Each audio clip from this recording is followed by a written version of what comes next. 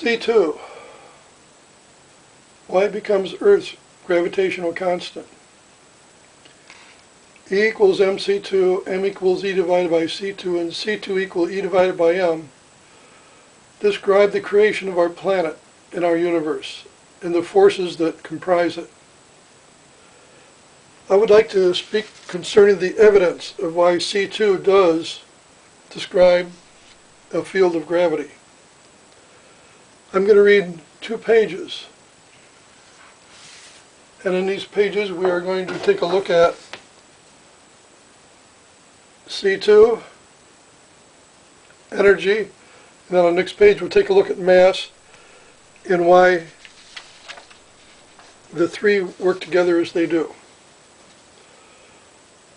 To begin, first we should look at the C2 value, C2 being understood to represent that of mass acceleration by the force of gravity. On the surface of Earth, r, which is radius, equals 3950 miles. Then we shall consider Earth at a radius of r equals 0.717 miles. Now to begin. Earth mass, 5.98 times 10 to the 24th kilograms times that of the gravitational constant.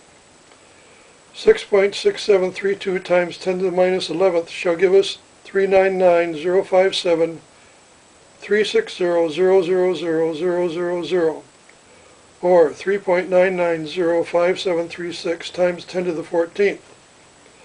This is our E, energy value, E being that of internal heat energy within the mass of our planet, as it exhibits its presence in 3 dimensions.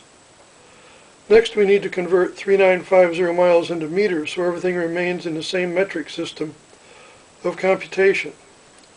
So we multiply that number times 1609.26 to find the distance in meters for the 3950 miles. This equals 6,356,577, which number we have to multiply by itself in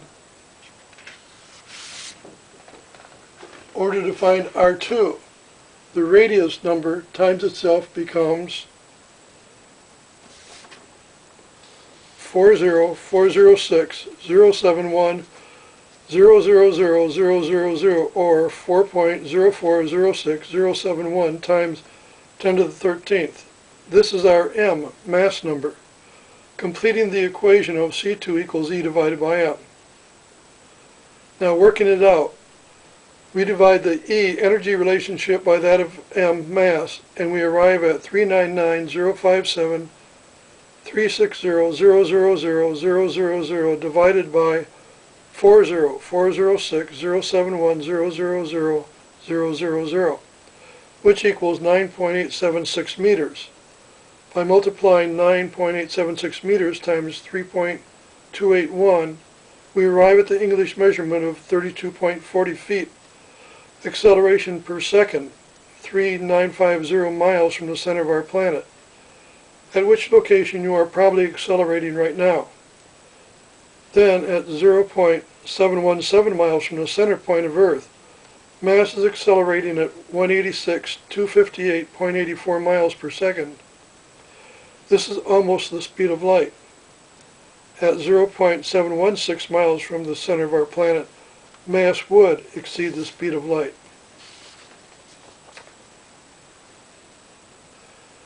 This information of these 2 pages you may want to go through yourself. Having read it and looked at it as I read it,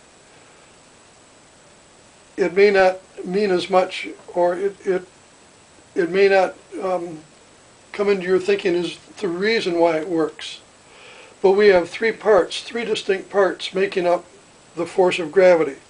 We looked at the C2 value, we looked at the energy value, and then we looked at the mass value.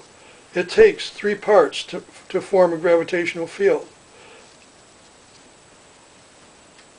Now, I would like to give you an evidence of the relationship of these values.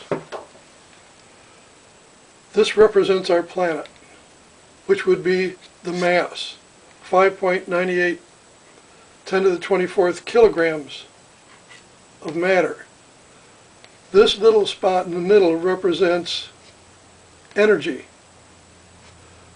which I've worked out at another location, 0.00444 kilograms per second. This little dot is way too large. If it were the size of an atom, it would be more representative of the energy value in relation to the mass value of Earth.